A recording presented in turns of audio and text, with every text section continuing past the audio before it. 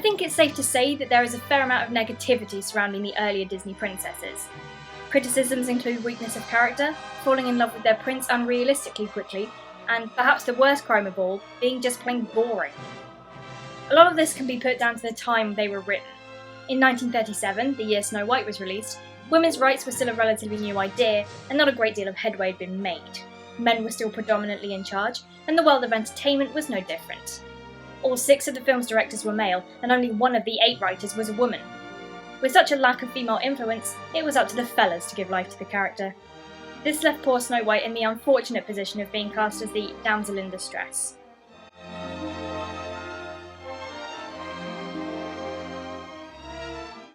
Critic Roger Ebert said of the character, "Snow White is not a character who acts, but one whose mere existence inspires others to act," adding, "Disney's inspiration was not in creating Snow White, but in creating her world."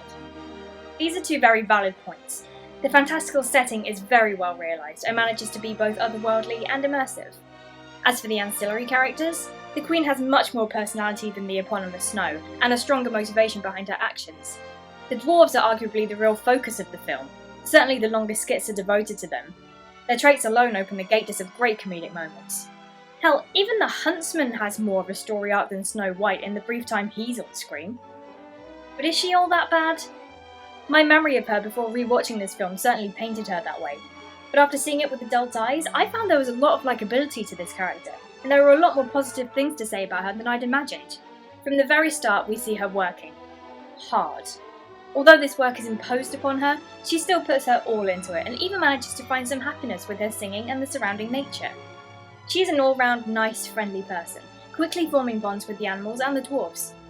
There's also a fair amount of wit to her. When she first comes across the dwarves, she deduces their names without having to ask, and even makes fun of Grumpy. Oh, you must be Grumpy. Yeah. She employs this wit to get the dwarves to wash before dinner, sussing out their lies and gently persuading them to do as they're told with their best interests at heart. She's a non-judgmental, kind-hearted, hard-working, reasonably intelligent young girl with not a single bad bone in her body. And what's more, she's completely modest about it. She's just nice. But therein lies the problem. She's just nice. And once the loveliness of her nicety wears off, she's just dull and even somewhat frustrating. I would have loved it if just once she would have hoofed Grumpy in the face for being such a dick to her. But no, she's too nice to do that.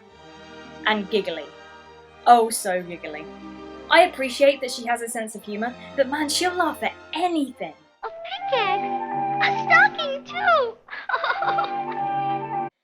Her modesty can also stretch a little too far.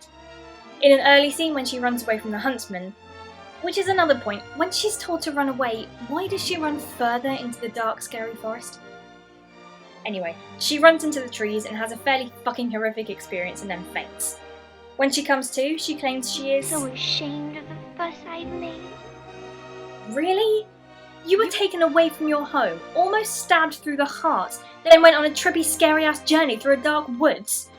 The use of the fainting damsel trope would normally bother me, but after all that, I'll forgive it. And I think the birds and squirrels she's apologising to would forgive it too.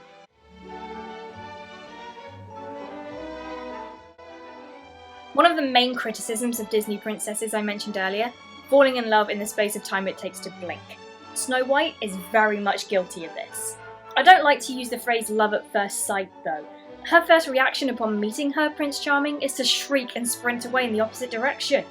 A good start to a relationship if I ever saw one. But mere moments later, she's peeking coyly through the curtains at him, swooning at him and giving him a kiss via a bird. I really don't want to explore this any deeper. I'm scared I'll never return. Anyway, the romance pretty much begins and ends there. They're in love now, yay! Bird love! Ugh. I'm not sure I can even call this a romance, although it's clearly meant to be. There's absolutely no interaction between them for the rest of the film, until the very end when he kisses her, wakes her up, doesn't bother to ask her name or if she's even up for it before slinging her on his horse and carrying her off. It's just a lot of her cooing over him and how in love with him she is, despite knowing absolutely nothing about him. There's really not much more to say about it. It just sort of happens and you're forced to go along with it. And as much as I hate to admit it, it does work. You feel legitimately happy when he sweeps her up into his arms and heads for his castle. You feel legitimately happy as the dwarves dance at their feet. You feel legitimately happy that she's not as dead as you thought she was. It bloody works! Damn you, Disney! Damn you and your emotional manipulation!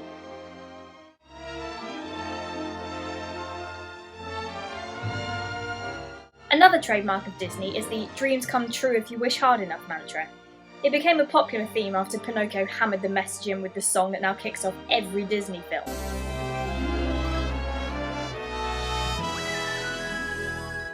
But it started long before that. Snow White talks a bit about her dreams and how much she wants them to come true. No, sorry, I'm wrong. She sings about it. Firstly, right at the beginning, she sings into a wishing well, hoping for her true love to find her, which she does right then and there, and, as we know, she runs away. Then later she's singing the story of how she met her prince to the dwarves, conveniently leaving out the part where he scared her, and sings the phrase, "Someday my prince will come. Someday we'll meet again." Do you see a recurring theme in these songs? Not a lot of proactivity, not a lot of plannage. No step-by-step plan of how she will work to achieve these dreams. I struggle to call this a harmful moral though, as much as her only dream is to find the one she loves, which is a fairly fucking boring, unambitious dream. It is one that requires a fair amount of passivity. Finding love isn't all about bluster and putting yourself out there, sometimes you do have to practice a bit of patience. That said, I'm not saying she couldn't go out herself and try to find the prince. But on the other hand, she's a young girl in a strange environment with no clue where to even start. I don't know, it seems like too weak of an idea to criticise it too harshly. I'll save my ammo for future princesses.